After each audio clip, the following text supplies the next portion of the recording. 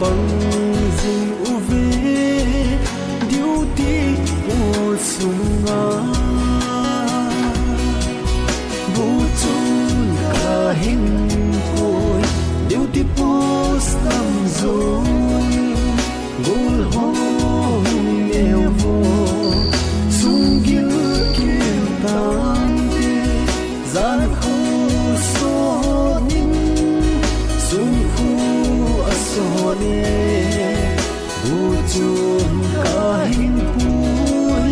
duty post nam zon